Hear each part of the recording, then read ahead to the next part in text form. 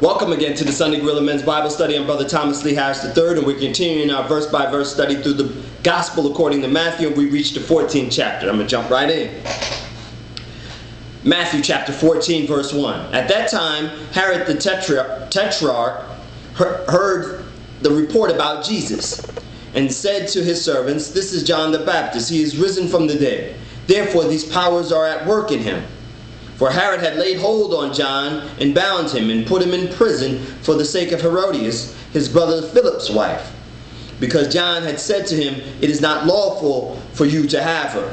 And although he wanted to put him to death, he feared the multitude because they counted him as a prophet. Verse 6. But when Herod's birthday was celebrated, the daughter of Herodias danced before them and pleased Herod. Therefore he promised with an oath to give her whatever she might ask. So she, having been prompted by her mother, said, "Give me John the Baptist's head on a platter." And the king was so sorry, nevertheless, amen. Verse 9.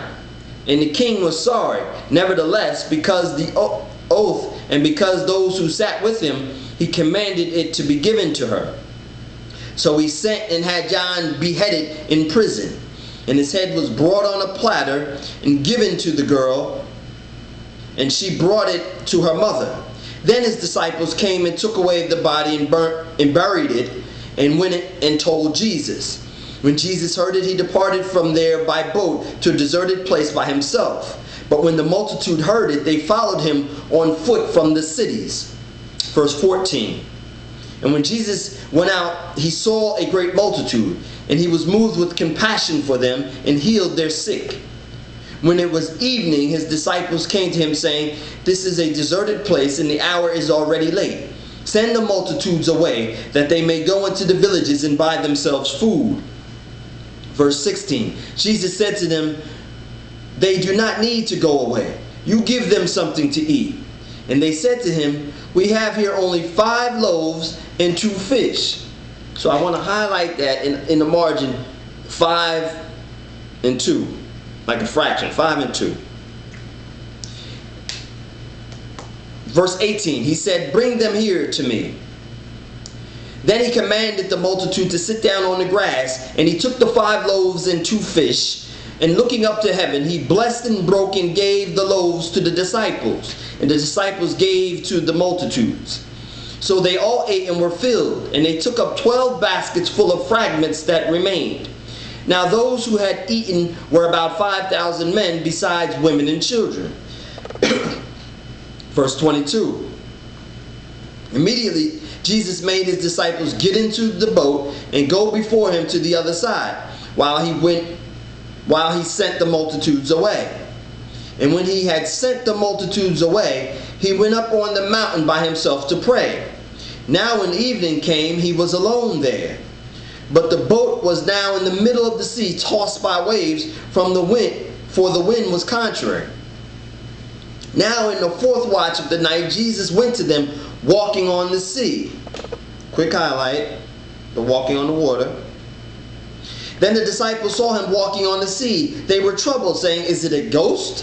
And they cried out for fear. But immediately Jesus spoke to them, saying, "Be of good cheer, it is I.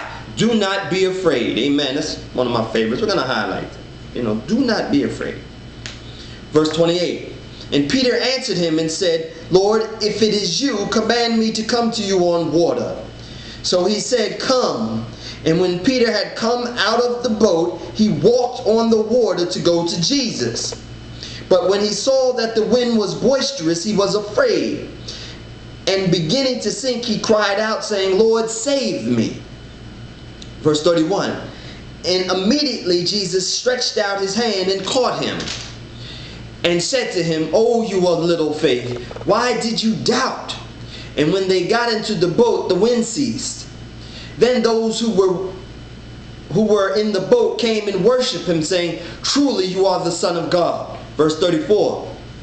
When they had crossed over, they came to the land of Gennesaret.